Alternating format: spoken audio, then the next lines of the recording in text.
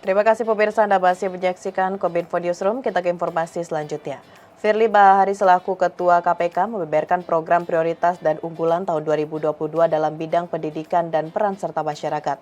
Hal ini disampaikan langsung dalam konferensi pers capaian kinerja KPK semester 1 bidang pendidikan dan peran serta masyarakat tahun 2022.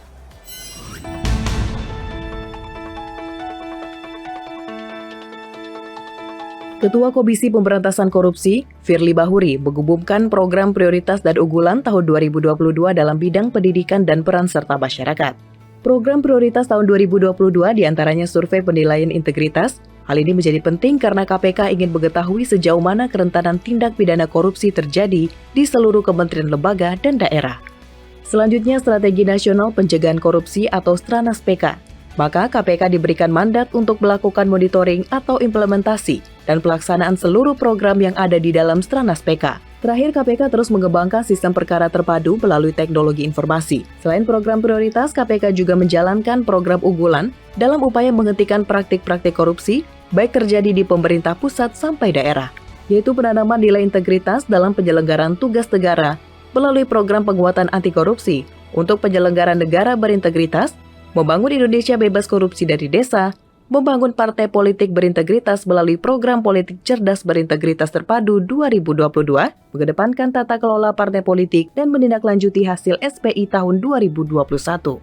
Di akhir saya ingin sampaikan kepada rekan-rekan semua, KPK tidak pernah lelah, tidak pernah pasrah.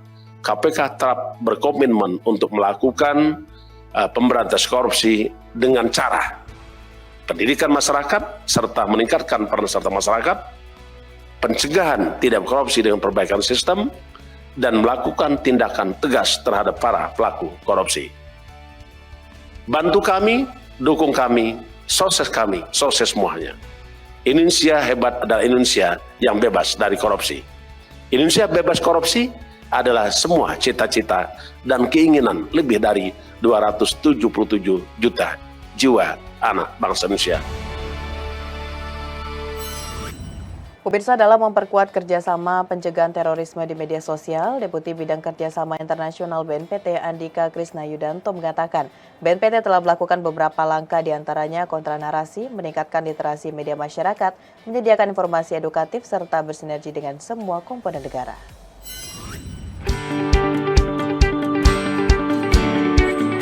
Maraknya narasi radikalisme di media sosial harus mendapatkan perhatian serius dan diperlukan kolaborasi dengan pemangku kepentingan.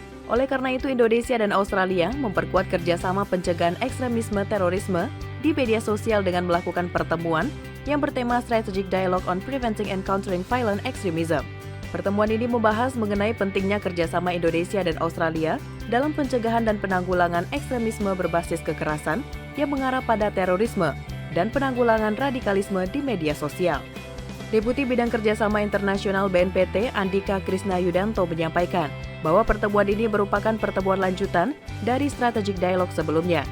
Sementara itu, terkait dengan radikalisme yang terjadi di media sosial, BNPT telah melakukan beberapa langkah, seperti melakukan kontra narasi, meningkatkan literasi media masyarakat, menyediakan informasi yang edukatif, serta bersinergi dengan semua komponen negara. Ketua Delegasi Australia menyampaikan bahwa Indonesia dan Australia memiliki tantangan yang sama dalam pencegahan dan penanggulangan terorisme berbasis kekerasan yang mengarah pada terorisme. Hal tersebut yang menjadi dasar bahwa kedua negara dirasa perlu untuk membuat program dalam menghadapi tantangan tersebut. Melihat dalam konteks updating apa saja yang dilakukan oleh kedua negara dalam mengembangkan program pencegahan dan penanggulangan ekstremisme berbasis kekerasan, itu salah satunya. Kedua, lebih kepada program-program yang jelas dilakukan oleh masing-masing instansi, baik yang dilakukan oleh Home Affairs Australia dan juga yang dilakukan oleh BNPT. Badan Kependudukan dan Keluarga Berencana Nasional secara resmi menjalin kerjasama dengan TNI Polri dalam upaya percepatan penurunan stunting. Hal tersebut dipertegas melalui kegiatan kick-off kolaborasi percepatan penurunan stunting yang dilaksanakan di Graha Puri Adiagarini, Halim Perdana Kusuma, Jakarta.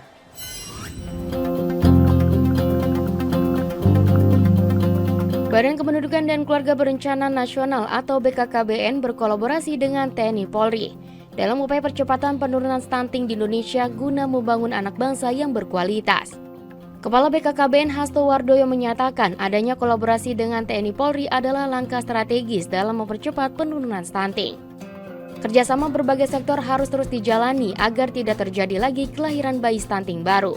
Kami sampaikan bahwa hari ini angka stunting 24,4%. Dan setiap tahun di Indonesia ada 4,8 juta ibu hamil dan melahirkan.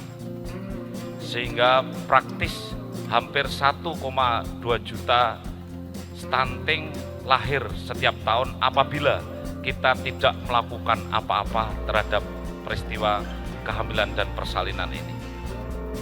Sementara itu, Panglima Jenderal TNI Andika Perkasa memaparkan bahwa pihaknya akan mendukung BKKBN dalam menurunkan angka stunting. Dengan memberikan fasilitas kesehatan tingkat pertama sebagai pendamping dan guidance posyandu, Posbindu, di semua tingkat tambahan untuk menyokong percepatan penurunan stunting tersebut. Dalam kolaborasi tersebut telah dilakukan penandatanganan nota kesepahaman yang mengatur kegiatan BKKBN dengan TNI Polri dalam upaya untuk mengadvokasi, komunikasi, informasi dan edukasi, serta perluasan akses dan peningkatan kualitas pelayanan keluarga berencana hingga kesehatan reproduksi dalam program percepatan penurunan stunting. Jadi kami siap mendukung Ibu dan sekali lagi selamat untuk BKKBN. Kami sesuai dengan instruksi yang diberikan Presiden, kami juga siap membantu.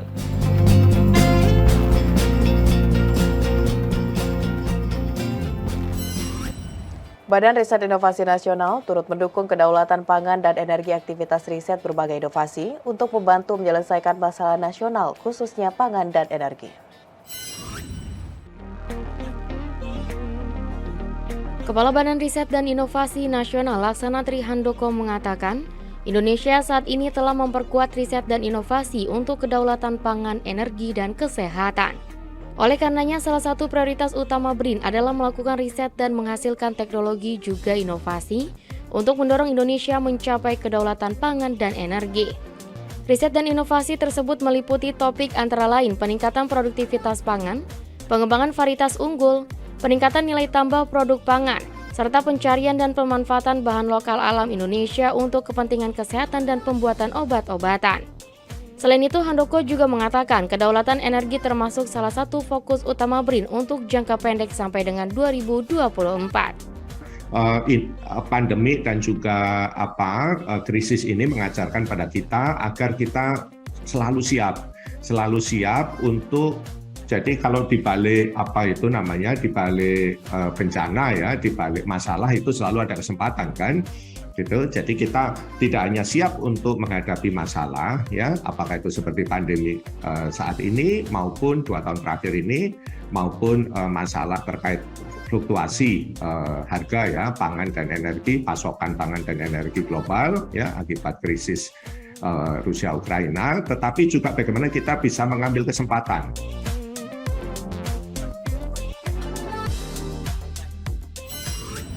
Pemirsa, usai jeda kami akan segera kembali dengan informasi masyarakat adat Nesya Ibe hibah tanah pembangunan BTS Kabupaten Jayapura sesaat lagi.